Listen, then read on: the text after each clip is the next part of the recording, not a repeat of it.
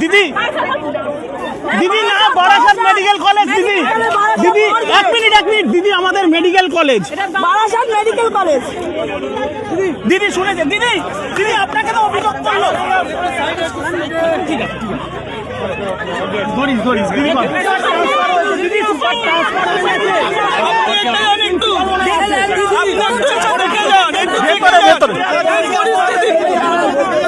দিদি বলছে তো চুপ করে এত বড় হসপিটাল একটা ফ্রিজের ব্যবস্থা নেই দিদি আমি তো সরে রেখেছি একটা ফ্রিজের ব্যবস্থা নেই এত বড় হসপিটাল বাড়ি রাখার জন্য বড় কিনে দিতে হয় দিদি বলছে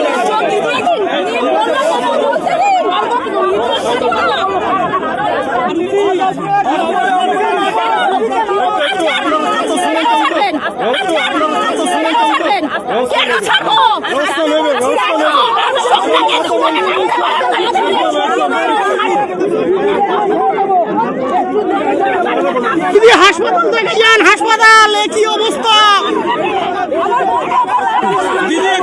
দিদি আপনি দেখে যান আর আপনার কাকুলি দিকে ডেকে নিয়ে আসেন বারাসাত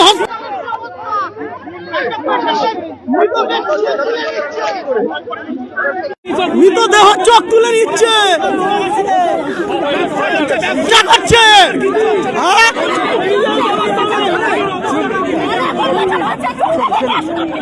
আমি আরো গাছ পড়ে চোখ নিয়ে ব্যবসা চলবে না নমস্কার বন্ধুরা, আপনারা দেখছেন রিপোর্টার বাংলা। ছোট্ট একটা ভিডিও আপনাদের দেখালাম।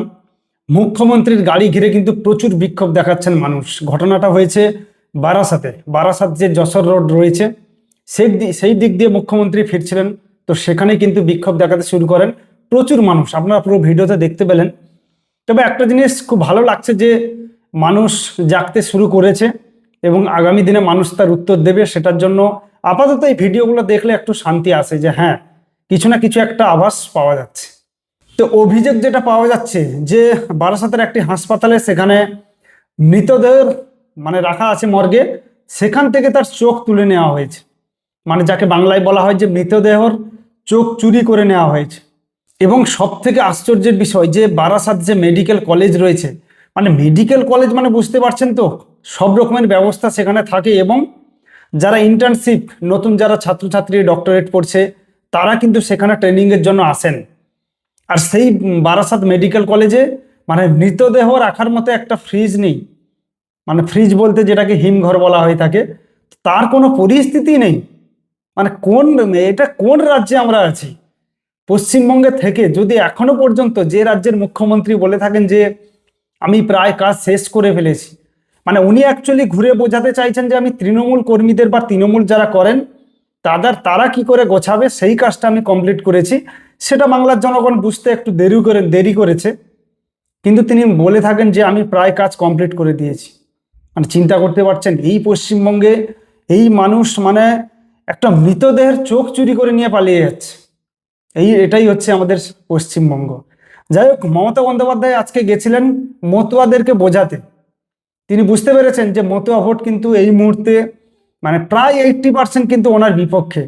20% আছে যারা ওই মমতা ঠাকুর যিনি রয়েছেন মতুয়াদের নেত্রী, তিনি রয়েছেন, তিনি প্রাক্তন সাংসদও। তো মমতা বন্দ্যোপাধ্যায় কোথাও গিয়ে বুঝতে পেরেছেন যে এই মুহূর্তে পরিস্থিতি খুব খারাপ, তো আমাকে অন্তত একবার যেতেই হবে। কিন্তু তিনি ভোট পাবেন কিনা সে বিষয়ে নিশ্চিত এখনো পর্যন্ত তিনি নিজেও নন। এবং তিনি সেই মঞ্চ থেকে বলছেন যে আমি যদি একবার খেলা শুরু করি আমাকে কেউ ধরতে পারবে না, আপনি শুরু করুন না, দেখি না।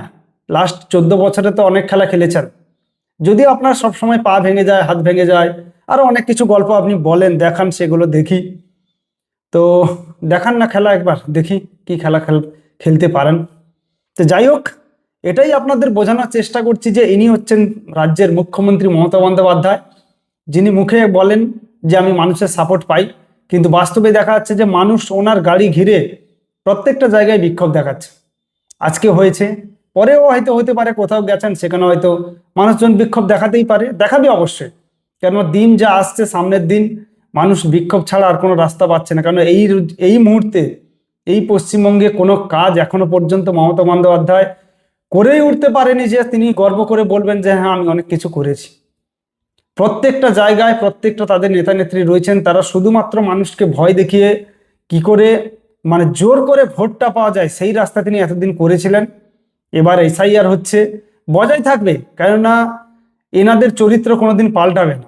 তৃণমূল কংগ্রেসের চরিত্র আমরা সবাই জানি, মানুষকে কি করে ভয় দেখানো, মানুষকে মেরে দেওয়া, মানুষকে মানে মানুষের কাছ থেকে অধিকার কেড়ে নেওয়া, সেটা আমাদের এদের কাছ থেকে শিখতেই হবে।